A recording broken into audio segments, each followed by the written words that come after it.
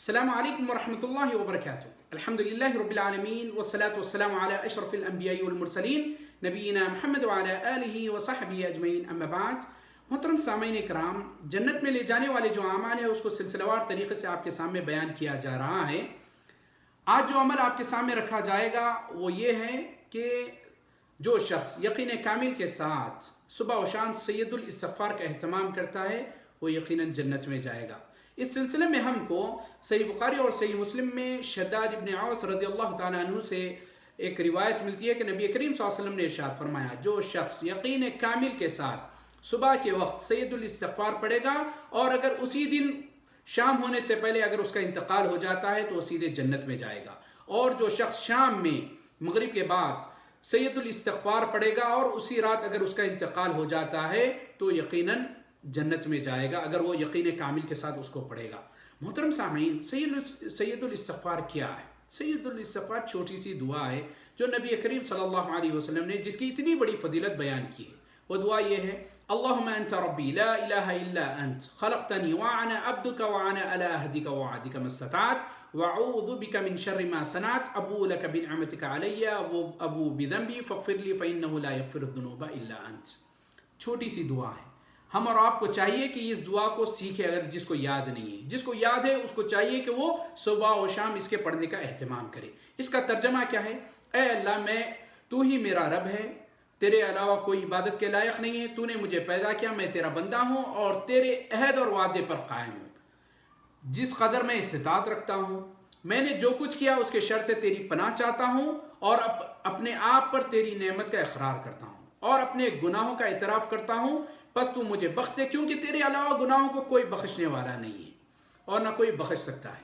محترم سامعین، چھوٹی سی دعا ہے، کتنے پیارے معنی و مفہوم ہے، ہم کو چاہیے کہ اس کا اہتمام کرنا چاہیے اور اس کی فضیلت دیکھیے۔ جو شخص صبح و شام یقین کامل کے ساتھ پڑھے گا وہ انشاءاللہ جنت میں جائے گا۔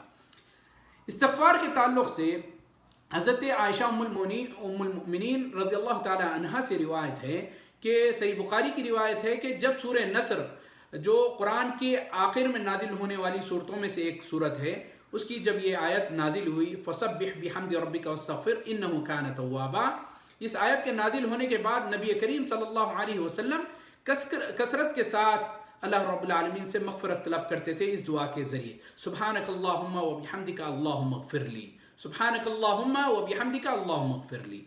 اسی سلسلے میں قرآن میں بھی استغفار طلب کرنے کے تعلق سے بہت سی آیاتیں آئی ہیں جس پر عمل کرتے ہوئے نبی کریم صلی اللہ علیہ وسلم رکوع میں، سجود میں، سجدے میں اس دعا کا اہتمام کرتے تھے: سبحانک اللہم وبحمدک اللہم اغفر لی۔ صحیح مسلم کی روایت ہے۔ تو محترم سامعین، نبی کریم صلی اللہ علیہ وسلم صرف نمازوں میں مغفرت طلب نہیں کیا کرتے تھے، بلکہ آپ محفلوں میں جب بیٹھتے تھے 100 مرتبہ استغفار کیا کرتے تھے، اللہ رب العالمین سے مغفرت طلب کیا کرتے تھے۔ حالانکہ نبی کریم صلی اللہ علیہ وسلم کے اگلے پچھلے تمام گناہ معاف ہو چکے تھے، لیکن نبی کریم صلی اللہ علیہ وسلم کا اللہ رب العالمین سے استغفار کرنے کا، مغفرت طلب کرنے کا یہ معمول تھا۔ حضرت عبداللہ ابن عمر رضی اللہ تعالیٰ عنہ فرماتے ہیں کہ نبی کریم صلی اللہ علیہ وسلم ایک ہی مجلس میں 100 مرتبہ استغفار طلب کیا کرتے تھے اور یہ دعا کرتے تھے: استغفر اللہ الذی لا الہ الا هو الحی القیوم واتوب الیہ۔ کتنی پیاری دعا ہے: استغفر اللہ الذی لا الہ الا هو الحی القیوم واتوب الیہ۔ سنن نسائی کی روایت ہے، صحیح روایت ہے۔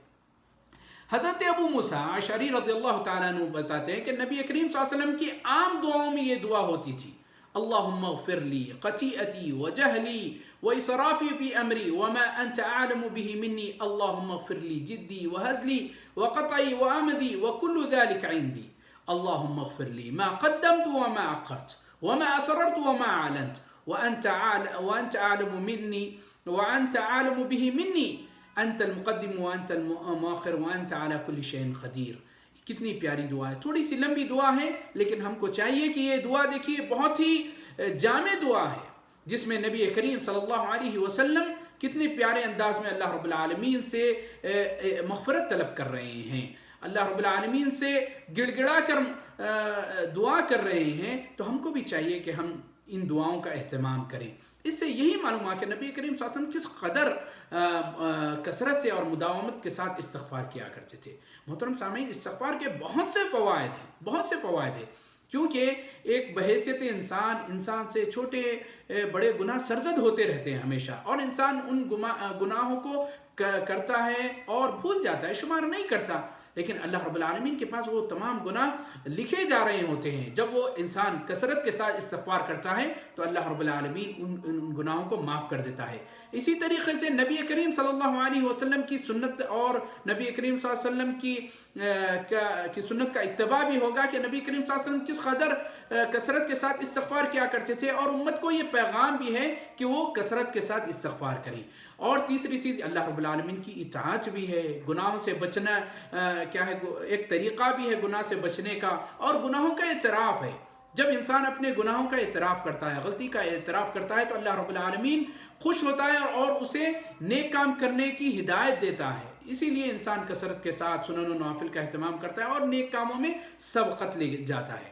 اور استغفار کے اور بھی فوائد یہ ہیں کہ دل کی سلامتی ہوتی ہے اور دل صاف ہو جاتا ہے۔ اس سلسلے میں ہم کو حضرت ابو ہریرہ رضی اللہ تعالیٰ عنہ سے سنن ترمذی میں ایک حدیث ملتی ہے کہ نبی کریم صلی اللہ علیہ وسلم نے ارشاد فرمایا، اذا اذنب العبد نکتت فی قلبہ نکتۃ سوداء فإن تاب او نظر فاستغفر ثقل قلبہ، کہ جب بندہ گناہ کرتا ہے، جب انسان سے گناہ ہو جاتا ہے تو اس کے دل پر ایک سیاہ نقطہ لگا دیا جاتا ہے۔ اگر انسان اس گناہ کو چھوڑ دیتا ہے، توبہ کر دیتا ہے، استغفار طلب کرتا ہے، تو اس کے دل کو دھو کر پھر چمکا دیا جاتا ہے۔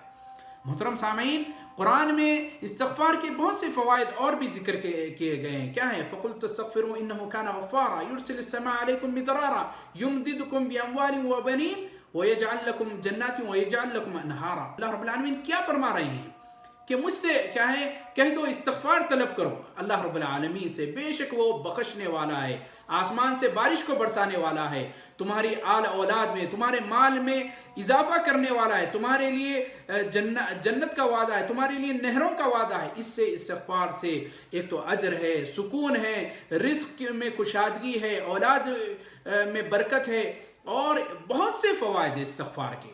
تو ہر وہ انسان جو پریشان حال ہے، جو آج مجبور ہے، جو مقروض ہے، جو کیا ہے گناہوں میں ڈوبا ہوا ہے، جو پریشانیوں میں مبتلا ہے، بیماریوں کے اندر مبتلا ہے، اس کو چاہیے کہ کثرت کے ساتھ استغفار کرے۔